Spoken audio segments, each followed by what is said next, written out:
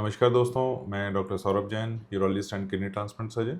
मैं Gandhi medical college में professor and head हूँ। दोस्तों, आज हम बात करेंगे रेजन थेरेपी के बारे में। रेजन थेरेपी प्रोस्टेट के ट्रीटमेंट में एक नई थेरेपी है। आगे बढ़ने से पहले दोस्तों हम जानते हैं कि ये प्रोस्टेट है क्या। बेसिकली प्रोस्टेट एक ग्रंथि होती है जो हमारी पेशाब की थैली और पेशाब के रास्ते के आसपास होती है। 50 से 60 साल की उम्र के बाद ये धीरे धीरे इसका साइज़ बढ़ने लगता है। ये पेशाब के रास्ते में दबाव करने लगती है और जिसके कारण पेशाब की समस्या जैसे कि पेशाब में ज़ोर लगाना, धार का पतला होना, पेशाब बार बार जाना इत्यादि आदि समस्या होती रहती है। अब प्रोस्टेट के लिए दो तरह के ट्रीटमेंट रिकमेंडेड होते हैं। सबसे पहले हम पेशेंट को मेडिसिन से ट्राई करते हैं। 70 to 80% पेशेंट्स जो होते हैं वो मेडिसिन को अच्छे से रिस्पॉन्ड करते हैं। जो पेशेंट मेडिसिन को रिस्पॉन्ड नहीं करते उनके लिए सर्जिकल ऑप्शंस देखा जाता है। जैसे कि आपने सुना होगा, आम भाषा में बोलते हैं लेज़र का ऑपरेशन।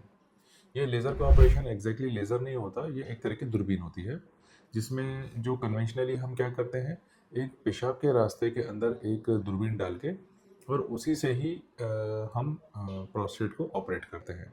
अगर इसमें हमने इलेक्ट्रिकल करंट को यूज़ किया तो इसको टीओआरपी कहते हैं, और अगर इसमें हमने होल्मियम लेज़र को यूज़ किया तो इसको होलिप कहते हैं।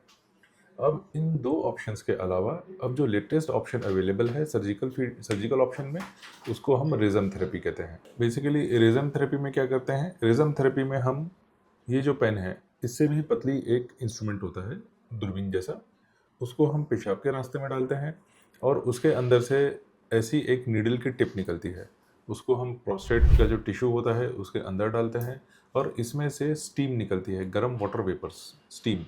जब ये स्टीम निकलती है तो ये अपने टेम्परेचर के कारण जो प्रोस्टेटिक टिश्यू जहाँ जहाँ हम स्टीम को छोड़ते हैं वो उस टिश्यू को धीरे धीरे डेड कर देती है, जिसको मेडिकल टर्म में नेक्रोसिस कहते हैं।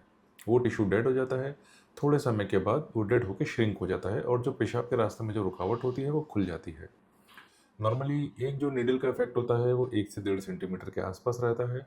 तो अगर प्रोस्टेट बड़ा है तो मल्टीपल नीडल के थ्रू पंचर करके और मल्टीपल इसको हमको स्टीम देनी पड़ती है, मल्टीपल टाइम स्टीम देनी पड़ती है इस प्रोसीजर में। दोस्तों, यूजुअली ये प्रोसीजर जो बाकी दोनों प्रोसीजर हैं जैसे कि टीओआरपी या होलेप हो गया, वो नॉर्मली उसमें हमें किसी तरह का एनेस्थीसिया देना पड़ता है। इस प्रोसीजर के साथ एडवांटेज ये है कि इसमें हमको एनेस्थीसिया देने की ज़रूरत नहीं पड़ती। दोस्तों, ये तो था रेजन थेरेपी के प्रोसीजर के बारे में कि एग्जैक्टली प्रोसीजर होता कैसे है। तो अब हम देखते हैं कि इसके प्रोसीजर के बेसिकली एडवांटेजेस क्या हैं और इसके डिसएडवांटेजेस क्या हैं। तो अगर हम एडवांटेजेस की बात करें तो हम कंपेयर करेंगे टीओआरपी और होलिप से। तो नॉर्मली टीओआरपी और होलिप जो प्रोसीजर्स होते हैं वो अंडर एनेस्थीसिया होते हैं, यानी कि यह प्रोसीजर करने के लिए किसी न किसी तरह का एनेस्थीसिया या तो पूरा बेहोश करना या कमर में सुई लगा के नीचे के हिस्से को सुन्न करने की ज़रूरत पड़ती है। लेकिन जो रेजन थेरेपी है वो लोकल एनेस्थीसिया में भी की जा सकती है, उसमें जनरल एनेस्थीसिया की ज़रूरत नहीं पड़ती। अब चूंकि हम एनेस्थीसिया नहीं दे रहे हैं तो इससे हॉस्पिटल स्टे भी कम होता है। नॉर्मली रेजन थेरेपी टीओआरपी और होलेप में पेशेंट को 2 से 3 दिन हॉस्पिटल स्टे करना पड़ता है, जबकि रेजन थेरेपी में आपने पेशेंट को सुबह प्रोसीजर किया और शाम को आप छुट्टी कर सकते हैं। लेकिन वहीं दूसरी तरफ जो रेजम होता है हम उन पेशेंट में आराम से कर सकते हैं जिनको एनेस्थीसिया का रिस्क ज़्यादा होता है या जिनको ब्लीडिंग का रिस्क भी ज़्यादा होता है। ऐसे केसेस में ना तो आपको एनेस्थीसिया देने की ज़रूरत है, तो आपने एनेस्थीसिया देने का जो रिस्क है उसको भी हटा दिया। और चूंकि ये वाटर वेपर्स यूज़ कर रहा है, किसी तरह का कट नहीं लगा रहा है प्रोस्टेट के अंदर, तो टीआरपी और होलेप में होने वाली ब्लीडिंग से भी बचा जा सकता है।